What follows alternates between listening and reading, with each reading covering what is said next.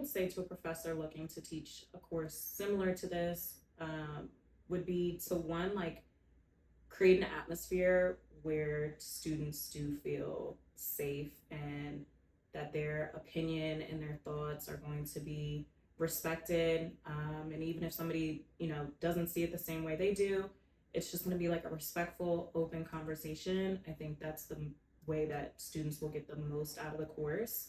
And I think Professor Wooten also did a really great job of asking us the questions and giving us the material to read so that we could form our own thoughts and ideas about it.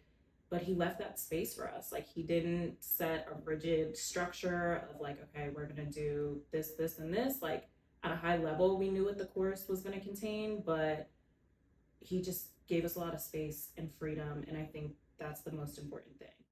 Yeah, I think Dr. Wooten did a really, really good job of it in terms of letting the students kind of lead discussions and help plan the curriculum.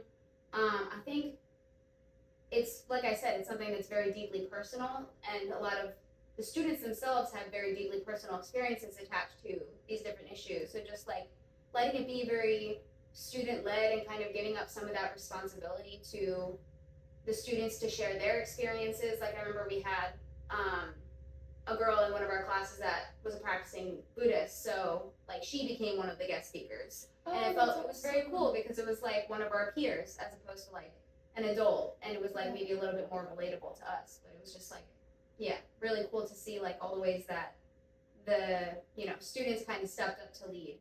I think one of the most beautiful parts of this course is the open-endedness, right? And I think where people are used to structure, it can be very scary to venture into a looser structure, because I wouldn't call it a lack of structure, right? There were parameters and boundaries, but I think one of the beautiful things about a course like this is that you don't have to create it by yourself. And I don't just mean with colleagues, which is a very cool thing, and you should and can, but you can talk to community leaders, whether it's spiritual, religious, or other, but you can also engage with your students. What do you want to learn?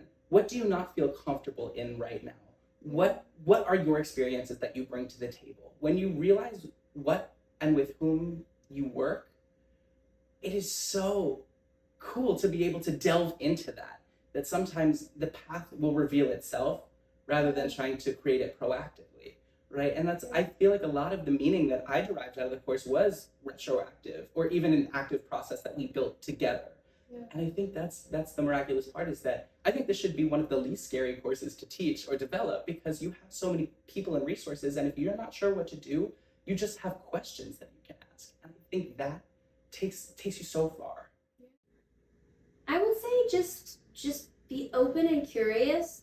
Something that, at least in my job right now, that they always encourage is come to everything with an open mind.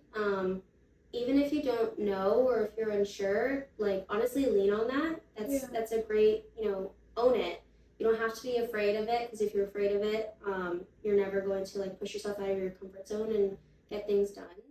I think the best advice I could give to a professor looking to teach something like this is that we all recognize that these topics are pretty sensitive, and they can be sensitive, but they don't necessarily need to be. And I think that Dr. Wooten, in Teaching the Good Life, did a really great job of inviting people into the discussion by providing some levity, by providing some like lightheartedness, and like not making it such a sort of pressured thing to get into, right? Like, he cracked jokes, and by doing so, he allowed everybody in the room to enjoy the conversation, and not feel so like locked into like, I need to say this thing a certain way, or else like people might be uncomfortable, right? Like, he created an environment where no matter what anyone said, there was still that lightheartedness in the background that allowed people to open up.